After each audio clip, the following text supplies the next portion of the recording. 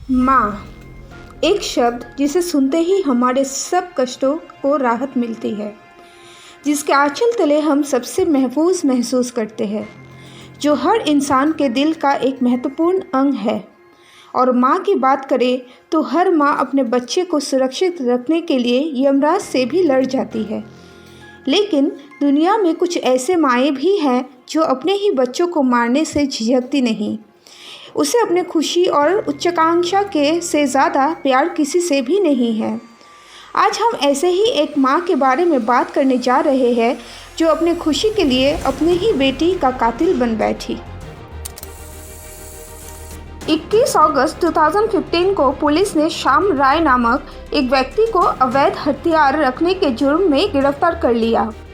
पूछताछ के दौरान वो पुलिस को यह बताता है कि अगर उसे छोड़ देंगे तो वो पुलिस को एक मर्डर के बारे में बताएगा जो 3 साल पहले हुआ था।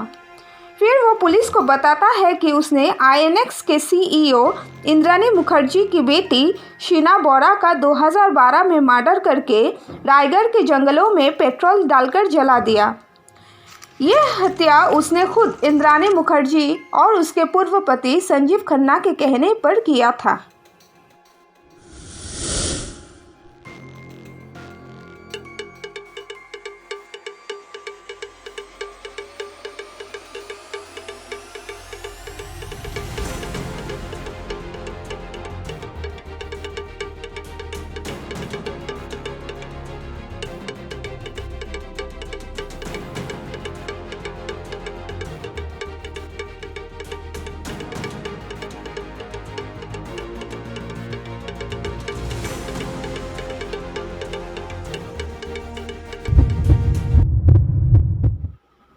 शीना बोरा के हत्या के बारे में विस्तार से जानने के लिए हमें कुछ साल पीछे जाना होगा। इंद्राणी मुखर्जी का जन्म गुवाहाटी में हुआ था, पर वो अपनी पढ़ाई पूरी करने के लिए शिलांग चली गई। वहाँ उसका मुलाकात सिद्धार्थ दासगुप्ता से हुआ और उन दोनों ने शादी कर ली। शादी के बाद मिखाइल और शीना का जन्म हुआ, पर इंद्राणी और सिद्धार्थ के बीच अनबन होने के कारण वो अलग हो गए और इंद्राणी दोनों बच्चों को अपने माता पिता के पास छोड़कर कोलकाता चली गई। वहाँ उसका मुलाकात संजीव खन्ना से हुई और दोनों ने 1993 में शादी कर ली, लेकिन कुछ समय बाद इन दोनों का भी तलाक हो गया।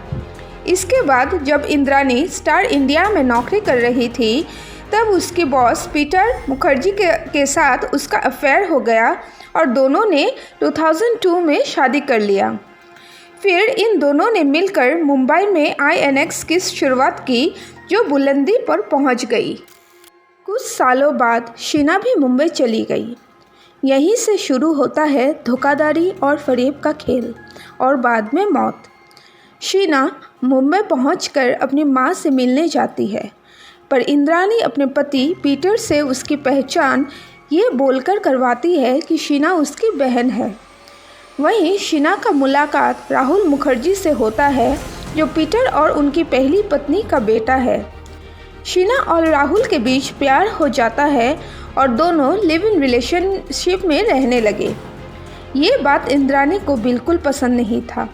वो कई बार शीना को समझाने की कोशिश करती है, पर जब वो नहीं मानती तब उसका कत्ल कर दिया जाता है।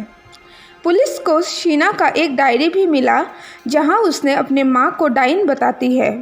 वो ये भी लिखती है कि वो अपने पिता सिद्धार्थ को बहुत मिस करती है। शीना का भाई मिखाइल ने मीडिया के सामने ये बयान दिया है कि इंद्राणी ने उसे और शीना को दुनिया से ये छुपाने को कहा कि वो उन लोगों की मां है। मिखाइल ने पुलिस के जांच के दौरान ये बताया कि इंद्राणी ने उसकी भी जान लेने की कोशिश की थी।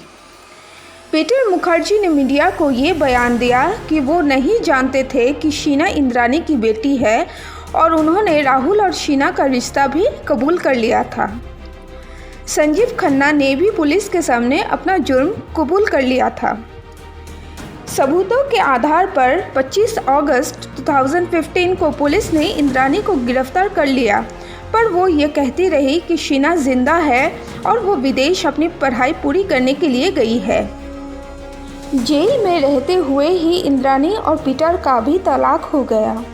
उसने कई बार जमानत की अर्जी की पर वो रिजेक्ट हो गया। इस तरह 6.5 सालों तक मुंबई के बायकुला जेल में रहने के बाद हाल ही में 20 मई को उसे ज़मानत मिल गई। अभी हमारी नज़र इस पर बनी रहेगी। आपको क्या लगता है, एक माँ को अपने बेटे के कत्ल करने के जुर्म में ज़मानत मिलना चाहिए? मुझे कमेंट कर ज़रूर बताइए। धन्यवाद।